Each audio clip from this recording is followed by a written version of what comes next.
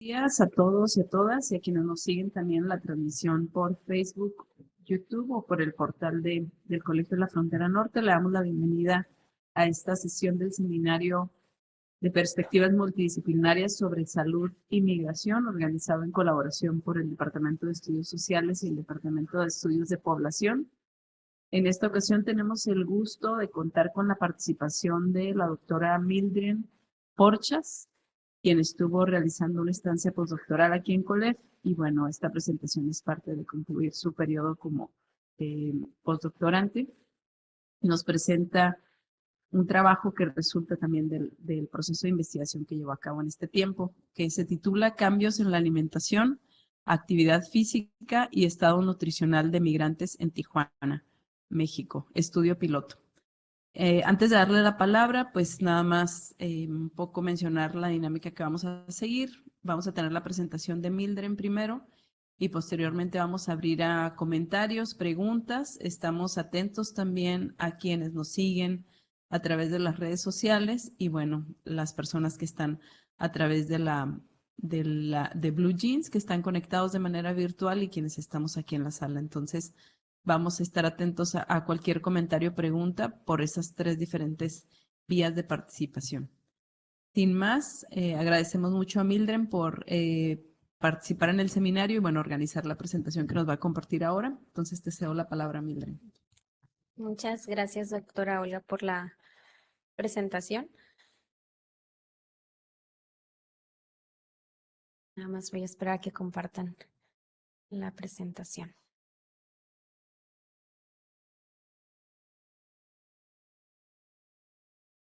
Bueno, buenos días a todos. Muchas gracias por la invitación y por permitirme realizar esta investigación aquí en el Colegio de la Frontera Norte. Como lo mencionó la doctora Olga, fue un trabajo que realicé durante mi estancia postdoctoral aquí en Estudios de Población en el COLEF y lo titulamos Cambios en la alimentación, actividad física y estado nutricional de migrantes en Tijuana, México, estudio piloto. Esta investigación como tal fue en colaboración. Estuve aquí trabajando con la doctora Yetza Bojorquez y también estuvimos colaborando con la Universidad Iberoamericana Tijuana con la maestra Roxana Ruiz. Bueno, para hacer una pequeña introducción, la migración internacional, ese es un fenómeno que va a afectar a millones de personas en todo el mundo. Según la Organización Internacional para las Migraciones, en el año 2020, aproximadamente el 3.6% de la población, que esto equivale a 281 millones de migrantes, emprendieron migraciones internacionales. Se sabe que las principales razones por las que estas personas pues emprenden este tipo de migración es por problemas económicos, sociales, políticos, violencia y desastres naturales en sus países de origen. Bueno, y a pesar de que esta migración es con el objetivo de buscar una mejor oportunidad o escapar de situaciones difíciles en su lugar de origen o en su país de origen, se enfrentan a numerosas barreras durante su trayecto y en la búsqueda de asilo, tales como violencia psicológica, física y o sexual, falta de asesoría legal, acceso limitado a la salud, así como inseguridad alimentaria, que en torno a la alimentación o al estado nutricio es en donde quisimos centrar esta investigación. Se ha reportado que en México hasta un 74% de migrantes en tránsito se encuentran con algún nivel de inseguridad alimentaria, yendo desde solo tener un tiempo de comida al día hasta no tener nada que comer en uno o varios periodos de 24 horas. Las organizaciones civiles son fundamentales para combatir este problema, principalmente albergues o comedores para población migrante. En la frontera norte de México, específicamente aquí en Tijuana, decenas de miles de migrantes permanecen en situación de atrapamiento, en lo que esperan una resolución porque su objetivo es llegar a Estados Unidos. Estos albergues son espacios en los que los migrantes pueden hacer una pausa en su viaje sintiéndose seguros y atendidos. Por ahí la CNDH los mencionaba como un oasis en el desierto donde ellos pueden hacer como una pausa en su viaje, descansar y a lo mejor recibir alimentos. Sin embargo, pues esto no siempre sucede así o no es tan rápido como quisieran. A veces esta condición de atrapamiento puede durar incluso años. Y a pesar de que la intención es buena y estos albergues ayudan a esta comunidad, también la falta de recursos en estos mismos les dificulta en ocasiones ofrecer una alimentación suficiente y equilibrada, ya que las donaciones suelen estar compuestas principalmente por cereales y leguminosas, careciendo principalmente de frutas, verduras y proteína de origen animal. Algunos de los cambios que se dan en torno a este comportamiento alimentario o a la alimentación de los migrantes, hay un fenómeno que se conoce como aculturación alimentaria, que es la modificación conductual relativa al comportamiento alimentario una vez que el migrante entra en contacto con la nueva cultura. Se han descrito distintos factores o fenómenos que pueden suceder durante esta aculturación. Uno de estos se conoce como la separación alimentaria. Esto se menciona como la mantención del estilo de alimentación característico del territorio de origen y rechazo al territorio de acogida. Es decir, las personas no adoptan los nuevas como estilo de vida o la nueva alimentación del lugar a donde están llegando. La otra es asimilación alimentaria. En este hay una incorporación del estilo de alimentación del territorio de acogida y la pérdida del territorio de origen. Es decir, hacen como un cambio de alimentación. También hay una biculturalidad alimentaria donde coexisten el estilo de alimentación de origen y también se incorporan elementos del territorio de acogida. Y también hay una evitación alimentaria donde no responden a las características ni idiosincrasia del territorio de origen ni de acogida. Entonces, todo este fenómeno que puede suceder en torno al comportamiento alimentario de los migrantes también va a afectar de manera directa su estado nutricional. Otro de los fenómenos que también nos interesa en cuanto al estado nutricio de estas personas es la actividad física. Dos lados de la moneda, por así decirlo.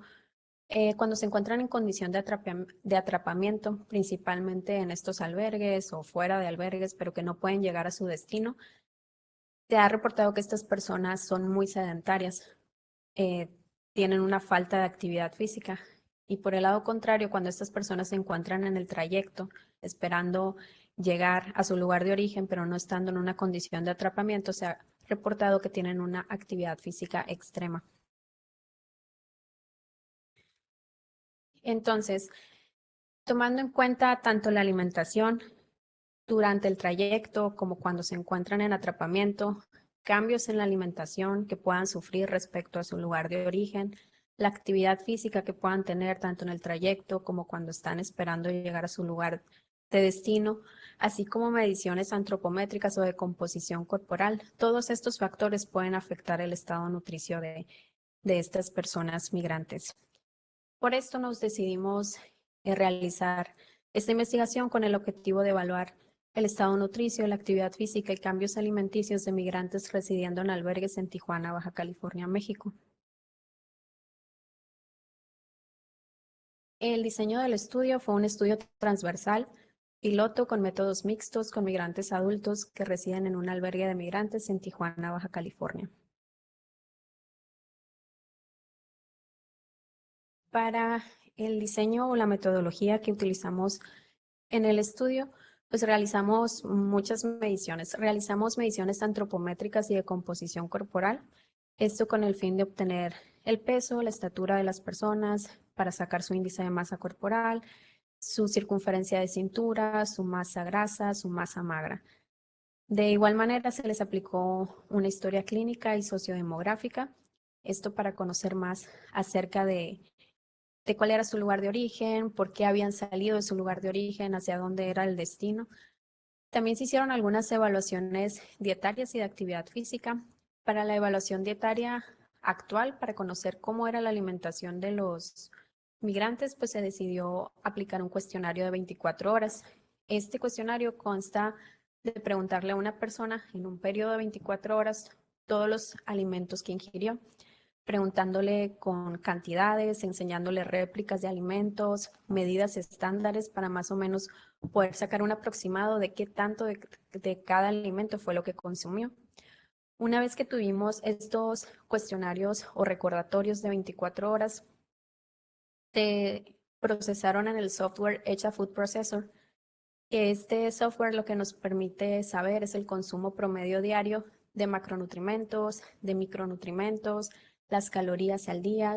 Entonces estaríamos hablando de proteínas, carbohidratos, grasas, así como algunas vitaminas y minerales que están consumiendo estos migrantes. También quisimos saber qué nivel de actividad física tenían actualmente. Para esto se puso el cuestionario International Physical Activity Questionnaire, que es el IPAC en su versión corta.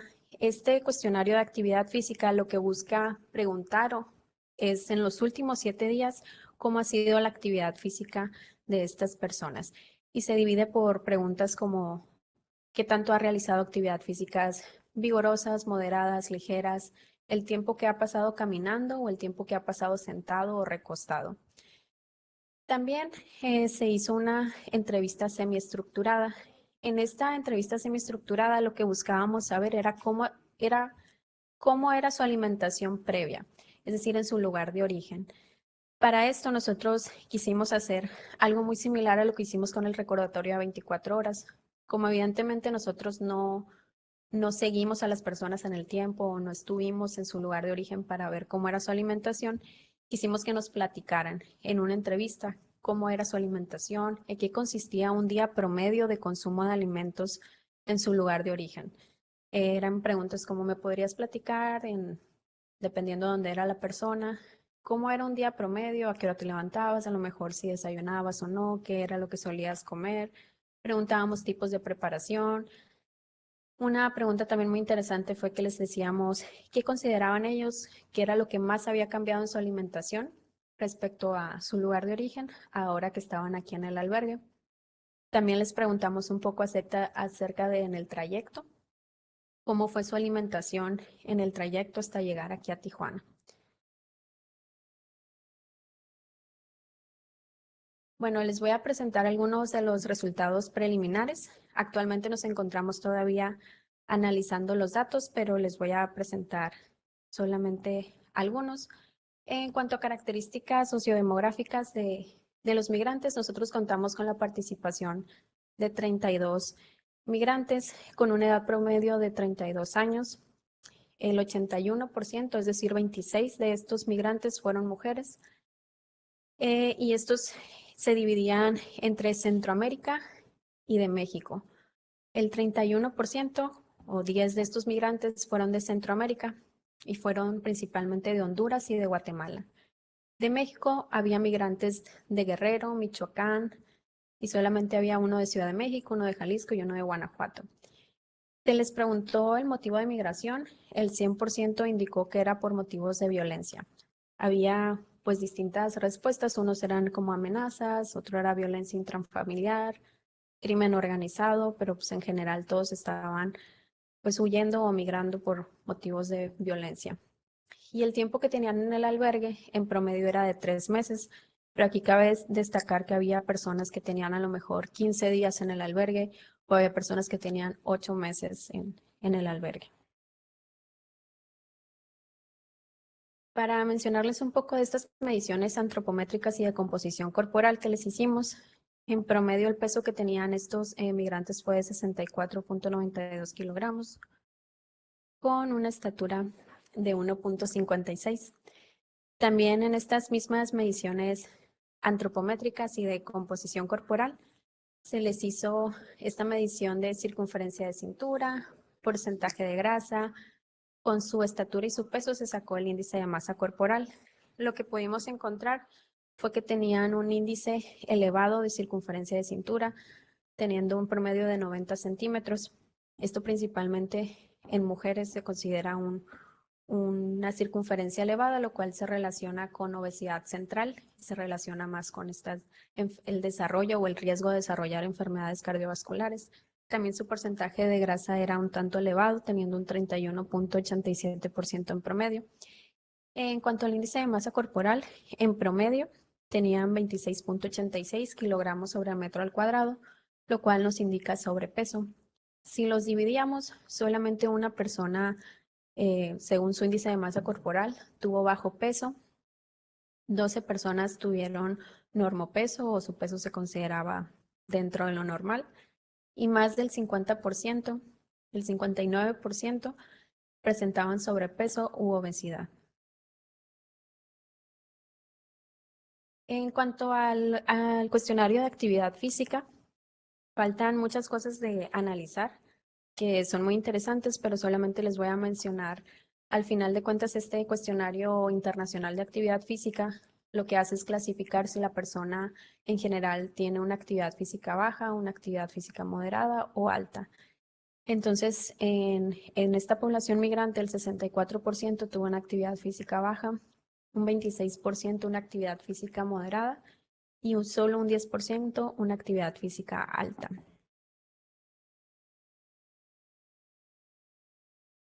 En cuanto a su alimentación, también habría muchas cosas que analizar en cuanto a macros, micros y hábitos y demás alimentarios, pero les voy a mencionar solamente la distribución de su dieta en cuanto a los macronutrientes, que son proteínas, carbohidrato y grasa. El 72% de su dieta estuvo conformado por carbohidratos, el 15% por proteína y el 13% por grasa. Como pueden observar, pues es muchísimo el porcentaje de carbohidratos por el cual se compone su dieta.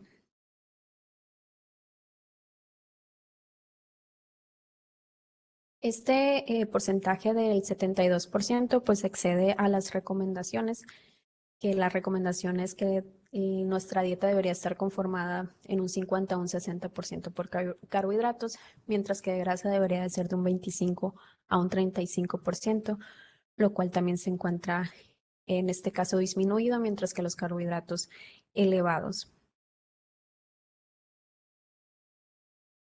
Bueno, les voy a mencionar también que en las entrevistas semiestructuradas nos encontramos, ya terminamos todas las transcripciones, pero nos encontramos en el proceso de hacer este análisis temático, pero les voy a mencionar solamente algunas de las respuestas que nos dieron cuando les hicimos la pregunta de qué consideraban ellos que era lo que más había cambiado en su alimentación respecto a su lugar de origen o cuando ellos vivían en el lugar que ellos nos habían referido que eran originarios. Por ejemplo, nos decían, porque pues allá en mi origen estábamos libres, pues, ¿verdad? Cocinábamos lo que uno pues podía, sembrábamos, lo cosechábamos, pues, pero sí. Una mujer de 44 años de Guerrero. También nos mencionaban, bueno, que ya es diferente porque yo ya no puedo cocinar mi comida, ya no le puedo cocinar a mi niño, entonces que donde yo estuve en mi casa en Honduras, yo podía cocinar o le podía dar comida a mi niño, como lo que yo cocinaba. Y en cambio aquí tengo que ser comprado todo. Una mujer de 20 años de Honduras. A esta misma mujer de 20 años le preguntamos que si por qué tenía que comprar todo si no le daban algunos, y nos respondía esto: cuando uno puede, compramos comida para que otros logren, de los nuevos que vienen, para que lo logren. Ellos vienen sin dinero, en cambio uno ya está, como le dijera, ya está, como le dijera, como le explicara, uno ya está adaptado acá, ya tiene uno maneras.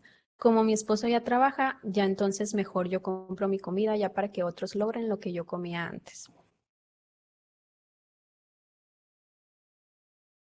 Otra persona nos refería, sí, es muy diferente. Por ejemplo, los condimentos, el pollo, las carnes tienen otro sabor. Es todo distinto.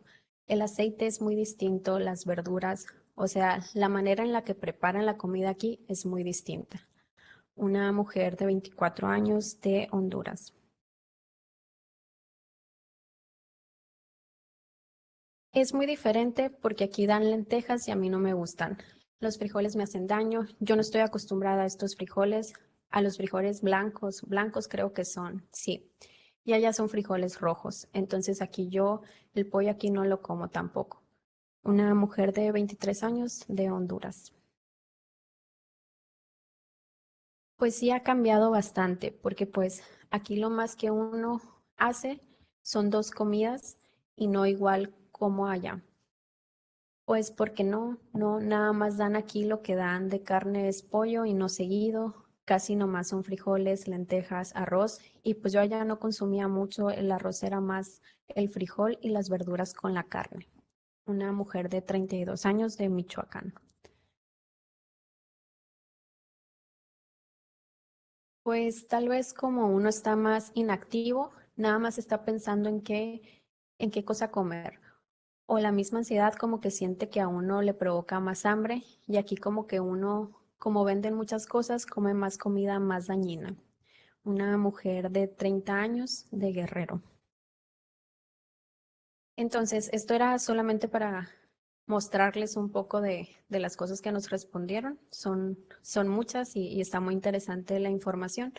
En general, lo que más se repetía o en torno a lo que más referían los migrantes, que era la diferencia en su alimentación, hacían mucho referencia a esta independencia, ¿no? A que ellos ya no podían preparar sus alimentos y principalmente también a la forma de preparación o a cómo condimentaban los alimentos, que no era de su agrado o que no estaban acostumbrados. Sobre todo, por ahí me faltó poner una que decía del picante, ¿no? O del chile, que decía que muchas veces se tenía que quedar sin comer porque la comida estaba picante. Y dice, y tú le preguntas a las personas, ¿pica? Y la gente te dice que no, pero cuando lo pruebas sí pica porque ellos están acostumbrados. Y que eso tampoco era como adecuado o apto para dárselo a su hijo. Entonces, hasta ahorita, unas conclusiones parciales que podemos tener es que tanto las mediciones en cuanto a su índice de masa corporal, su circunferencia de cintura, el porcentaje de grasas elevados y su alimentación que no cumple con algunos requerimientos, es decir, es muy alta en carbohidratos. Y cabe mencionar que estos carbohidratos pues no provienen de frutas y verduras, la mayoría son de productos refinados o industrializados, además de la mención que ellos hacen por esta añoranza de poder cocinar o el disgusto por algunos alimentos, así también como la mayoría de las personas que tienen poca actividad física o que tienen una actividad física muy leve, todo esto en conjunto, pues está contribuyendo a aumentar el riesgo de que estas personas desarrollen enfermedades cardiovasculares, ¿no? Y todo esto afecta su estado nutricio en general y por lo tanto va a afectar pues todos sus otros aspectos en cuanto a salud y al riesgo que podrían tener. Bueno, para platicarles algunos de los muchos desafíos que nos encontramos, por eso decidimos hacerlo esto como un estudio piloto. Tuvimos relativamente pocos participantes, pero tuvimos algunos desafíos para las cosas que nos interesaban, pues platicar o investigar con ellos. El primero de ellos era las porciones. En este recordatorio a 24 horas, donde tú le preguntas a las personas que sí qué es lo que consumen durante un día, es muy difícil medirlo, ya que las personas no tienen platos, no tienen vasos, generalmente tienen toppers o tienen estos, como digo, estos como recipientes donde te dan la porción para una familia entera. Entonces, sea una sola persona o sea una familia de 5, les dan la misma porción y se las tienen que dar en un solo recipiente. Pues a veces las familias comen de este mismo recipiente. Entonces, si les daban, por ejemplo, era muy común que les dieran caldo de arroz con frijol. A lo mejor usted le decías tú, ¿y cuánto comiste tú? No, pues es que era un recipiente así y lo dividimos entre tantos. Entonces era como muy difícil calcular, intentar calcular una cantidad. Lo hicimos en cuanto a réplicas, teníamos imágenes de alimentos o nosotros llevábamos platos o algunos otros recipientes de diferentes tamaños. Intentábamos que nos dijeran, pues más o menos como esto. También otro de los desafíos que nos encontramos era cómo podríamos hacer una comparación o cómo evaluar si hubo un cambio en su alimentación o no, si nosotros no teníamos pues la medición de su alimentación anterior. Por lo que decidimos establecer esta entrevista semiestructurada, donde obviamente no vamos a tener mediciones cuantitativas, pero sí vamos a conocer a lo mejor hábitos alimentarios, lo más importante en qué consideran ellos que ha cambiado. También en cuanto a la participación, los hombres se mostraban mucho menos interesados que las mujeres a participar. Creo que solamente hubo 6 hombres u 8, si no me equivoco. También en las instalaciones, pues era un tanto difícil, ¿no? Porque en el albergue como tal, pues no había tantos lugares donde nos pudiéramos instalar a realizar a lo mejor estas entrevistas a puerta cerrada o como nos hubiera gustado, ¿no? Encontramos la manera y muy amables accedieron a prestarnos por ahí unos lugares donde pudimos realizarlos, pero pues claro, no es como el ambiente ideal donde tú quisieras hacer una entrevista porque pues están por ahí, pues hay muchísimos niños, ¿no? Y la mayoría de las migrantes pues iban o con el niño en brazos o se iban y se distraían un poco. También la ubicación de este albergue en específico, solamente trabajamos en un albergue, pues se encontraba en un cañón. Era difícil llegar, el carro, pues un carro bajo o un sedán no podía llegar hasta donde estaba el albergue, entonces era que nos dejaran por ahí cerca, nosotros ir cargando con todos nuestros instrumentos para poder llegar, o pues condiciones climáticas cuando llovía mucho y así, pues nos era difícil llegar a estos lugares. Y bueno, esto sería todo por mi parte. Muchas gracias. Muchas gracias, Mildred, por tu presentación. Y bueno, vamos a abrir ahora el espacio para los comentarios, preguntas si hubiera. Está por acá en Blue Jeans. Bueno, Olga Otiers obviamente está aquí presente, pero también en Blue Jeans está conectado Yetza y Javier. Si alguno de ustedes quisiera tener alguna intervención, puede hacérnoslo saber y le damos la palabra. No sé si, Olga, ¿tú tienes algún comentario? Ajá. Y después también Javi, que está en Blue Jeans. Ah, sí, también Yetza. Ok. Bueno, entonces le damos la palabra a Olga y luego pasamos a... Sí, adelante. Bueno, antes que nada, muchas gracias. Felicidades por esta investigación que creo que es muy interesante y que aborda pues aspectos muy importantes que creo que están poco estudiados. En ese sentido, creo que es como un primer arranque en algo que creo que pues podría continuar mucho más allá.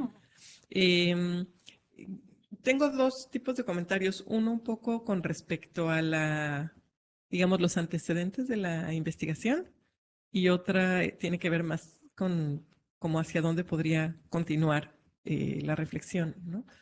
Con respecto a los antecedentes de la investigación, siento que quizá esta idea de la culturación alimentaria, y particularmente pensada en términos de asimilación, podría estar dejando fuera algo que creo que es muy interesante y que está sucediendo cada vez más en Tijuana, que tiene que ver con que, digamos, desde la perspectiva de la asimilación, hay una situación específica en el lugar de llegada, una situación específica en el lugar de origen, y entonces las personas que llegan por la migración, pues tendrían que aculturarse de alguna forma, pero no se considera que digamos, la situación en el lugar de llegada no es una situación estable, es una situación que está cambiando constantemente y que cambia por diversos motivos, pero entre ellos por la migración misma. Entonces yo creo que en Tijuana ya estamos viendo cómo, sobre todo en los lugares cercanos a los albergues, eh, hay cambios en la manera como las propias personas, digamos, locales se alimentan, ¿no? La incorporación de, creo que cerca de todos los albergues la gente sabe lo que son los pollos haitianos o cosas de este estilo. Entonces siento que sería muy interesante ver cómo en realidad no se trata de estilos de alimentación estables, sino estilos de alimentación cambiantes. Y entonces la misma migración va trayendo cambios en las formas de alimentación de las personas locales, sobre todo pues en las zonas en las que hay mayores asentamientos de personas migrantes o en los lugares más cercanos a los albergues. En ese mismo sentido, creo que algo que podría ser muy interesante pensar más a, digamos, como una siguiente etapa de la investigación sería ver cómo los patrones de alimentación también cambian por las interacciones que los migrantes establecen entre sí. por ejemplo, a lo largo de las rutas, que se forman grupos en los cuales quizá viene viajando en un mismo grupo una persona de África, una familia haitiana, se suman algunos mexicanos, y cómo finalmente en esas interacciones se producen cosas interesantes, ¿no? Entonces, yo creo que si nos limitamos a un marco teórico en el cual simplificamos entre lugar de origen y lugar de llegada, creo que perdemos o no podemos captar de manera más precisa lo que va sucediendo en estas interacciones, que creo que en el caso de Tijuana es particularmente interesante, tanto por el atrapamiento, las condiciones de atrapamiento, como por la diversificación de los lugares de origen de las personas que están aquí, distintos. Y pues muchas gracias, creo que es muy... Perdón, un último detalle. A lo mejor para tener mayor claridad de lo que significan los resultados que están encontrando aquí, podría ser interesante compararlos con la alimentación, digamos, promedio de los tijuanenses. ¿Comen más carbohidratos o menos carbohidratos? ¿Comen más harinas procesadas o menos? O porque también podríamos pensar que precisamente este patrón de alimentación que no es favorable responde a la aculturación. Quizá precisamente comen así porque así es como se come en Tijuana y no tanto debido a su condición de migrantes, sino a que finalmente son los patrones pues que prevalecen en la región. Muchas gracias. Muchas gracias, Olga. ¿Quieres tomar de una vez la palabra o recogemos algunos? De una vez, porque ahorita no se muy me bien. graba nada. Entonces te damos la palabra de una vez. Gracias. Muchas gracias, doctora. Están muy interesantes y sí consideramos, porque es un mundo del comportamiento alimentario que se vive con la migración y decíamos como por dónde comenzamos. También se nos hacía interesante como investigar en los albergues, porque precisamente hay gente que se queda años en estos albergues pensando que se van a quedar a lo mejor un mes, unas semanas.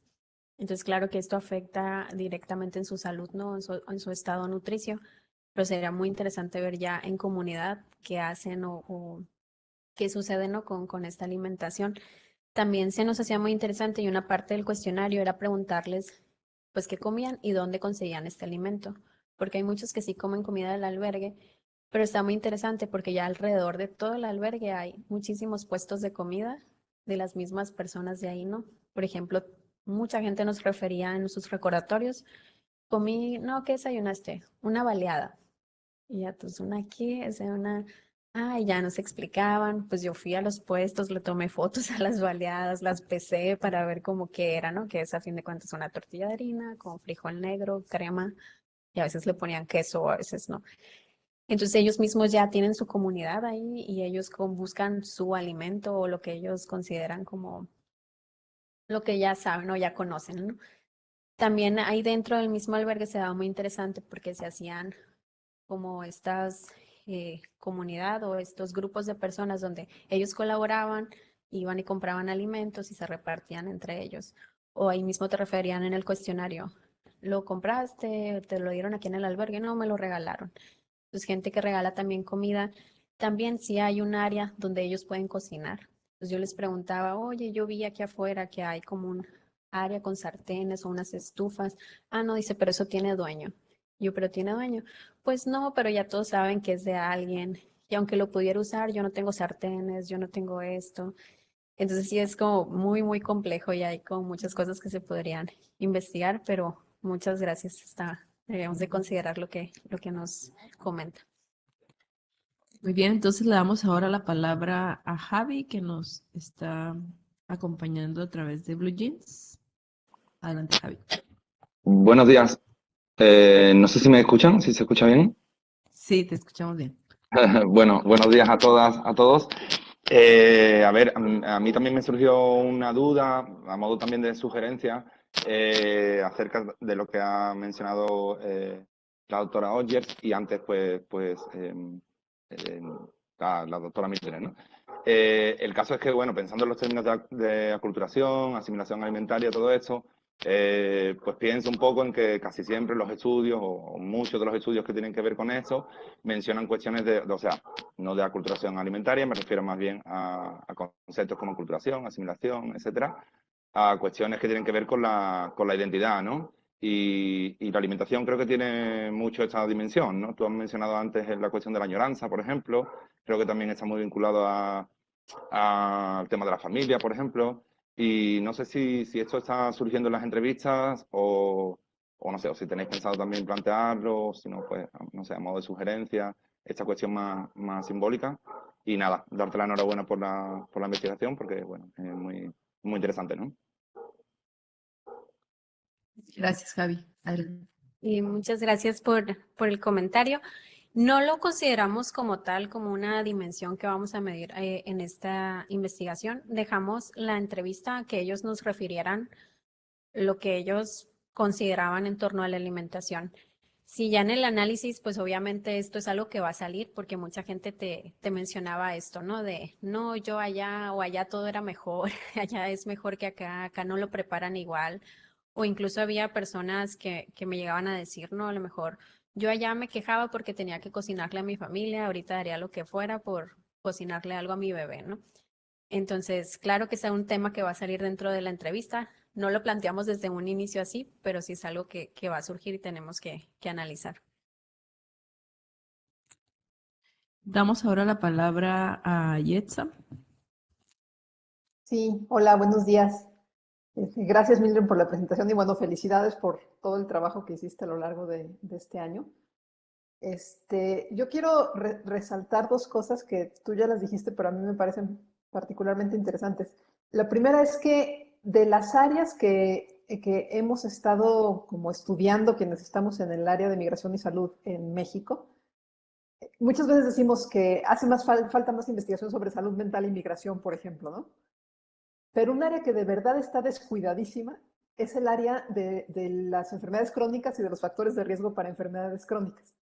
Entonces, me parece súper interesante, pues, el hallazgo, que además bueno, ya no lo esperábamos, de cómo el tipo de alimentación que están teniendo las personas en estas condiciones es como el cóctel perfecto para promover las enfermedades crónicas, ¿no?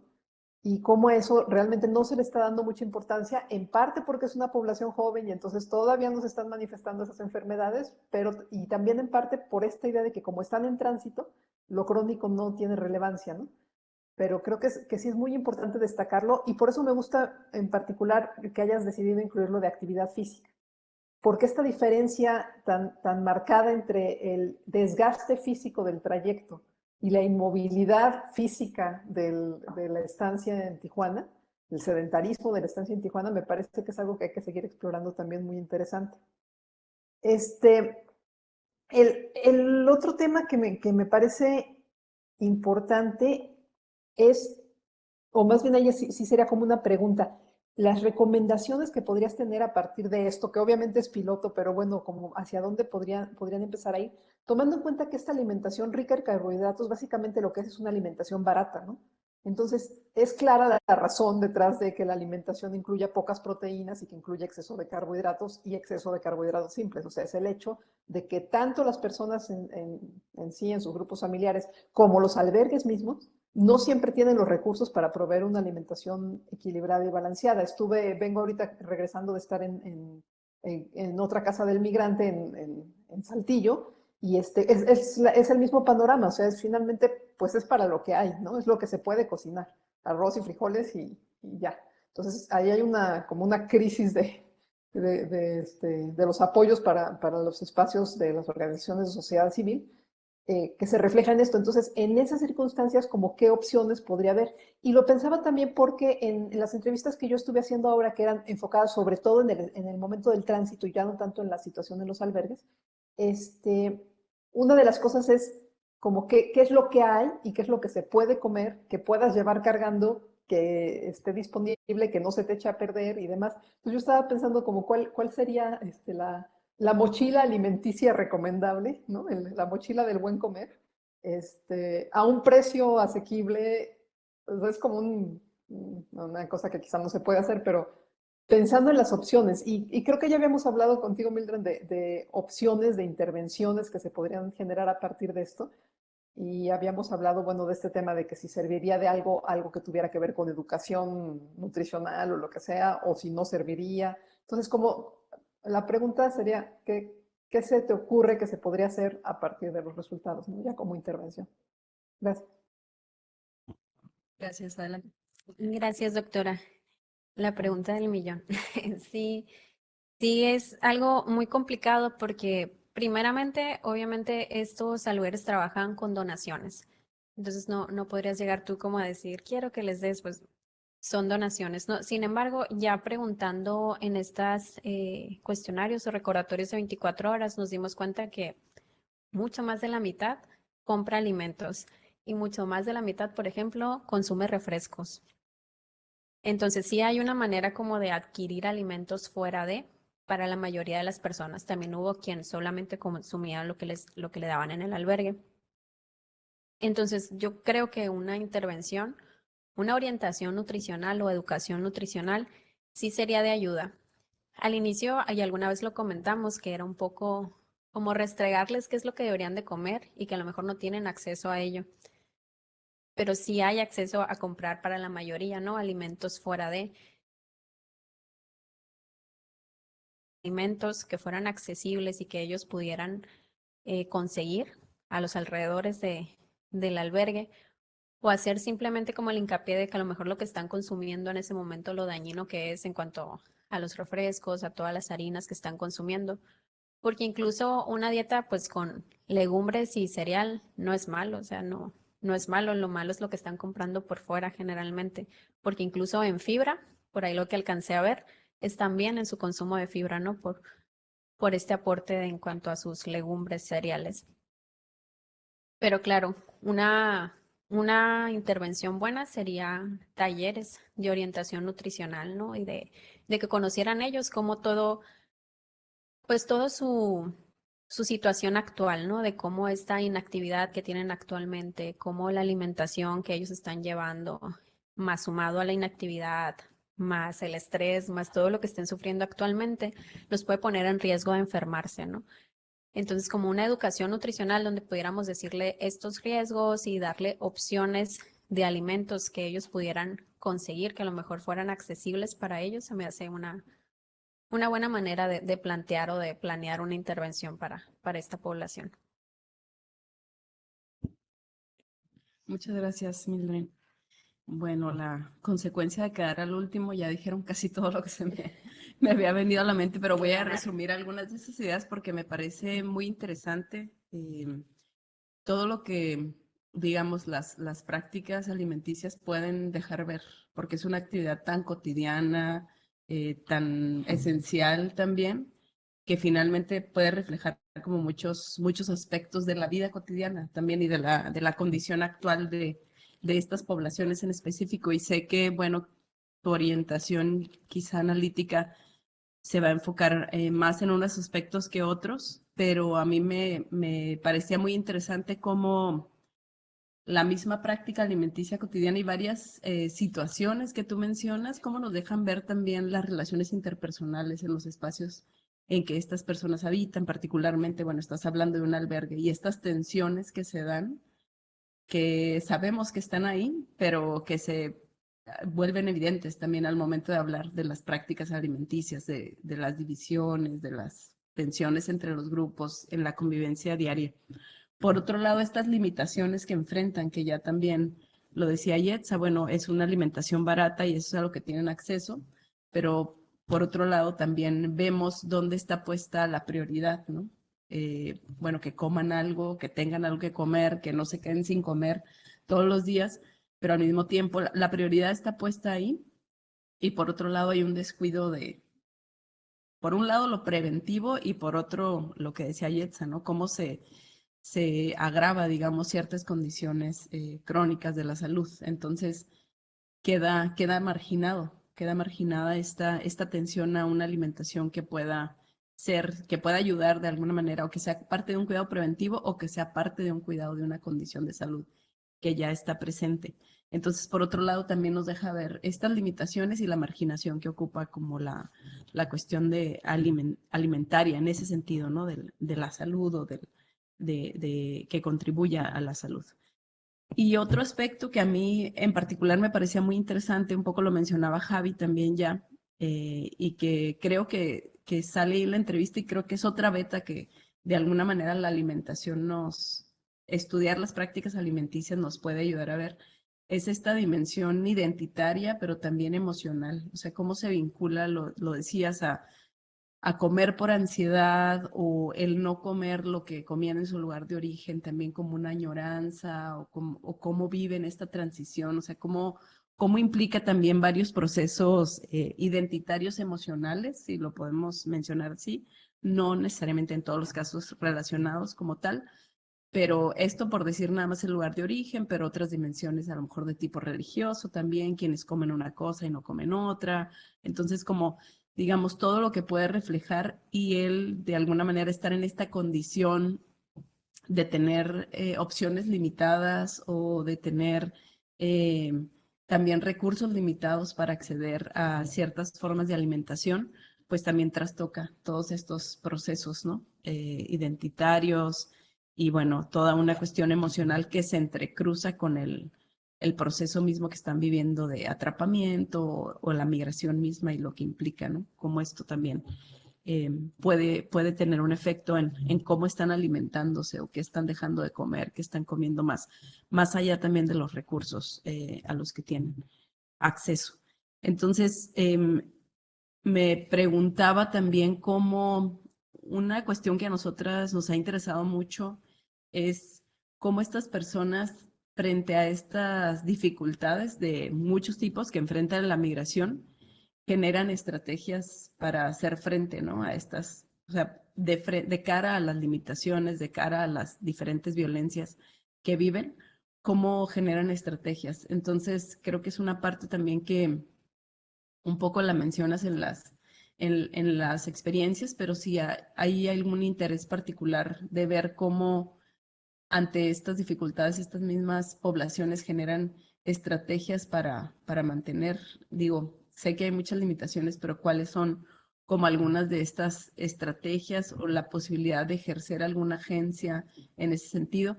Y sé que puede variar mucho también en función del lugar en el que estén, en el albergue, las condiciones y demás, pero si pudiste identificar algunas de estas estrategias que las personas desarrollan para ya sea para mantener quizá algunas prácticas de su lugar de origen, ya mencionabas algunas, o para contrarrestar los efectos negativos de una alimentación con carbohidratos o más cargada en carbohidratos, ¿no? Que yo recuerdo cuando hacíamos entrevistas un poco también esta preocupación por su alimentación, porque tenían otros padecimientos, entonces, ¿cómo buscaban sortear un poco este tipo de condiciones?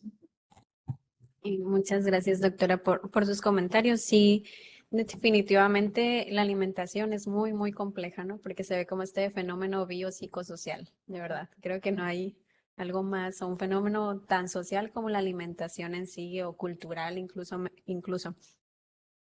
Y son muchas esferas y muchas áreas que se pueden investigar o que se pueden estudiar en torno a la alimentación. Por eso se vuelve tan complejo estudiar comportamiento alimentario, ¿no? Porque no es solamente a qué tienes acceso, a qué tienes no, o qué va a ser fisiológicamente en tu cuerpo o no. Son muchas cosas que están implicadas en torno a la alimentación y que van a afectar directamente a la persona. En cuanto a estas estrategias, originalmente pues no era tampoco algo que nos habíamos planteado, pero sí alcanzamos a ver estrategias de afrontamiento como esto que les mencionaba, ¿no? Que se reúnen como por familias y entre ellos compran cosas fuera del albergue, ahí se reparten como para tener ellos esta alimentación. Eh, a mí se me hizo algo muy interesante que, pues si aquí no me estás dando el alimento al que yo estoy acostumbrado o al que yo añoro de mi país, pues voy a hacer un puesto afuera del albergue y lo voy a vender. Entonces ellos tienen acceso a alimentos de, de su lugar de origen, a la alimentación que también tienen en el albergue. Entonces fue así como a lo que llevamos ahorita, lo que yo he alcanzado a ver, ¿no? En sí como otras estrategias así en específico, aún no. Yo creo que ya en el análisis más detallado seguramente tienen que salir como este tipo de cosas. También fue muy interesante que preguntamos en el trayecto qué eran lo que comían, o si comían o no comían, o cómo lo hacían. También mencionaban mucho como el miedo de en el trayecto de comprar alimentos, que ellos creían que si iban a algún lugar y pedían algo de comer, que iban a decir, ay, es migrante, deportémoslo. Entonces, como este tipo, también gente que nos mencionaba que las asaltaron en el autobús cuando iban viajando o demás. Y no sé, es que son muchas cosas en toda la alimentación, ¿no? Desde lugar de origen, en su trayecto, cuando llegan, cuando ya no están en el albergue y están en la comunidad, que todo es muy interesante de analizar. Muchísimas gracias, Mildred. Sí, adelante, Olga. Perdón, ¿nos podemos dar el lujo de otra ronda?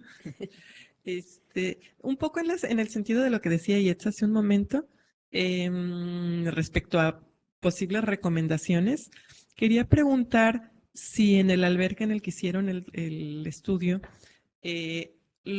¿existía algún tipo de comunicación o de alguna manera las personas migrantes podían opinar o recomendar o participar en la definición de los menús de lo que se iba de lo que se iba a cocinar?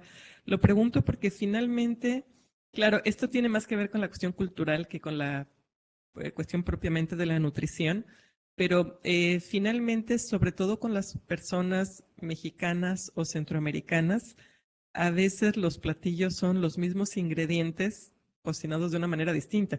Las propias baleadas finalmente no es algo tan diferente de lo que el propio albergue podría dar. Entonces, digamos, no es más caro, no son ingredientes diferentes, es realmente la preparación propiamente de los alimentos. Me pregunto si no pudiera ser una recomendación, o tal vez ya lo hacen, invitar a los coordinadores de la cocina de los albergues a desarrollar estrategias para conocer los intereses, los gustos, los hábitos de las propias personas migrantes, también con la cuestión que decías del picante, ¿no? Finalmente, hacer una salsa picante aparte en vez de ponerle el chile a la comida no les va a salir más caro. Es decir, pareciera que sí hay ahí un conjunto de acciones que se podrían tomar más, quizá no tanto en términos de mejorar la calidad propiamente nutricional, pero sí en términos de hacer ajustes culturales que desde afuera parecieran bastante factibles, ¿no? Que no incrementarían costos, no implicaría conseguir ingredientes diferentes de los que de por sí maneja el albergue, etcétera. Entonces quería conocer tu opinión al respecto y si consideras que esto puede ser, digamos, como parte de recomendaciones o si desde afuera se ve muy sencillo, pero en la realidad resultaría algo no practicable. Gracias. Gracias, doctora. Sí, e incluso se me hace que sería una intervención muy buena, ¿no? Como poder hablar con las personas que dirigen la cocina y hacer este tipo de recomendaciones. Como tal, como ya lo hemos mencionado, pues es difícil que incorporen alimentos que no les están donando a lo mejor, pero con los alimentos que ya tienen disponibles, como cambiar las preparaciones. Son un tanto herméticos con esto, porque si intentamos acercarnos a la cocina y como que no te dejan, o a preguntar un tanto de donaciones y tampoco te dejan.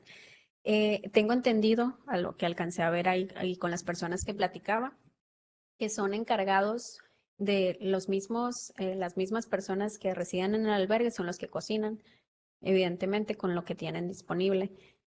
Yo no sé cómo se conforma exactamente, si son puros mexicanos, a lo mejor los que están en la cocina, o si hay de otras nacionalidades que estén ahí participando, pero sí se hacen como estos grupos que son líderes dentro del albergue, ¿no? Entonces, solamente ellos son encargados de la cocina. Por ejemplo, si nosotros llevábamos donaciones, solamente una persona podía recibirlas.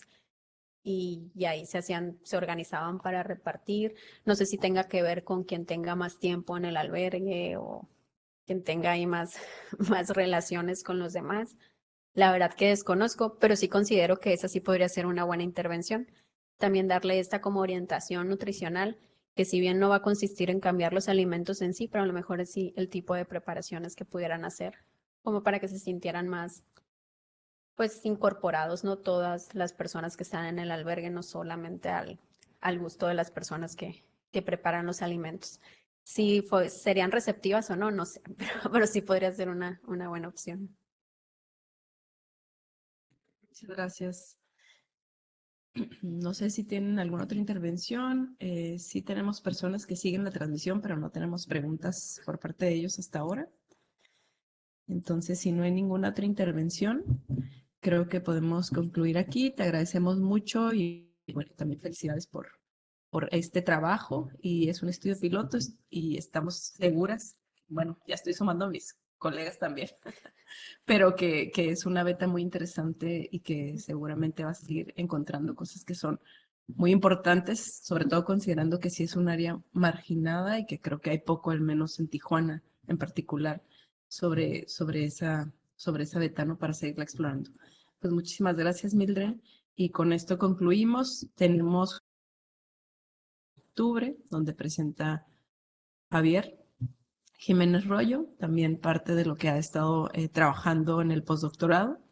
Entonces, bueno, ya cercana a la fecha les comentamos y les recordamos acerca de esta sesión. Muchísimas gracias, Mildred. Muchas gracias.